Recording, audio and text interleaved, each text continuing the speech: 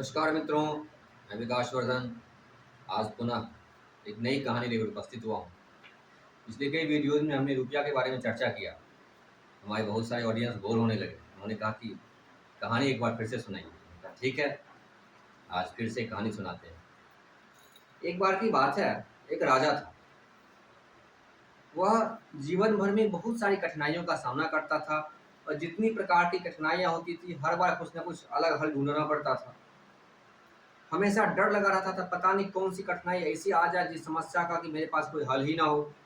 पूरी देश की जनता की जिम्मेदारी का सवाल था। यद्यपि वो हल करता जाता था लेकिन फिर भी उसके मन में हमेशा डर लगा रहता था। इस डर के समाधान के लिए उस राजा ने अपने वजीर से कहा, इसका कोई हल है क्या? कोई ऐसा हल है जो कि हमारे जीवन की किसी भी वैसी समस्या आए तो उसका वो हल कर दे। तो उसने कहा कि हम अपने प्रांत में एक फकीर को जानते हैं, वह फकीर शायद ऐसा कुछ कर सके। बोला कि ठीक है, बुलाओ उस फकीर को। वह वजीर ने बुलावा भेजा फकीर को। फकीर ने बताया कि मैं एकादशी के दिन आऊँगा। राजा प्रतीक्षा किया। एकादशी के दिन फकीर आया। सोचा दान दक्षिणा भी मिलेगा, ठीक है। पूछा कि बताइए क्या समस्या है। तो राजा ने बताया कि मुझे कोई ऐसा हल बतलाओ जो कि अत्यंत संकट की भी जो स्थिति आए उसमें वह काम आ जाए। मैं कभी भी ऐसी स्थिति में ना पहुंच जाऊं कि मेरे पास हल ही ना हो। तो बोला ठीक है, मैं आपको एक ताबीज दूंगा। उस ताबीज को उस समय में आप खोल कर देखिएगा, उसमें मैं हल लिख दूंगा। अगर वैसी परिस्थिति आए तो उस ताबीज को खोलिएगा, उस ताबीज में मैं हल लिख देता हूँ और ऐसा आप कर लीजिएगा, आपकी समस्या का हल हो जाएगा। लेकिन शर्त यह है कि वह ताबीज आप तभी खोलिएगा जब आप भली भांति देख लीजिएगा कि अब आपसे इस समस्या का हल होने वाला नहीं है, एकदम नहीं होने वाला है, तभी आप उस ताबीज को खोलिएगा। राजा ने कहा ठीक है। वह बोला कि मैं आगामी पूर्णिमा को मैं आ रहा हूँ उस ताबीज को लेकर। फिर वो ताबीज लेकर के पूजा पाठ के लिए पैसा लिया, बहुत कुछ लिया। उसके बाद पूजा पाठ करके वो ताबीज लेकर के राजा को पूर्णिमा के दिन लेकर के दिया। राजा उस ताबीज को बोला कि आप इस ताबीज को गले में पहने रहिए। जब आपके पास कोई उपाय ना सूझे, कोई उपाय नहीं सूझे, कोई ऐसी समस्या आ जाए इसका कि आपके पास कोई हल ही ना हो, तब आप इस ताबीज खोलिएगा, इसमें उसका हल लिखा हुआ। समय बीतता गया। ताबीज लेने के बाद राजा का भिन्न भिन्न समस्याएं जीवन में आती गई। राजा हल करता रहा, समस्याएं आती रही, राजा हल करता रहा।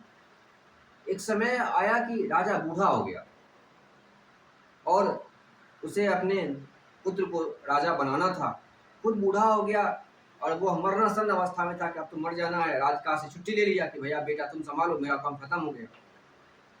फिर उसे मन में प्रश्न उठा कि मैं इस ताबीज को रखे हुए हूँ, जरा इस ताबीज में देख तो लूं कि फकीर ने लिख करके क्या दिया है। वैसे अब समस्या तो सबका हमने हल कर दिया, जीवन में जो भी समस्या आई इस ताबीज की जरूरत तो मुझे पड़ी नहीं, लेकिन इस ताबीज में देख तो लूं आखिर। अब तो मेरा राजकाज से निवृत्त हो चुका हूँ, अब तो मेरा राजकाज का काम रहा नहीं। अब तो बस बेड पे पड़ा रहता हूँ, दिन भर थोड़ा बहुत इधर उधर घूमना फिरना, खाना पीना खाना, आराम से रिटायर्ड लाइफ जी रहे हैं।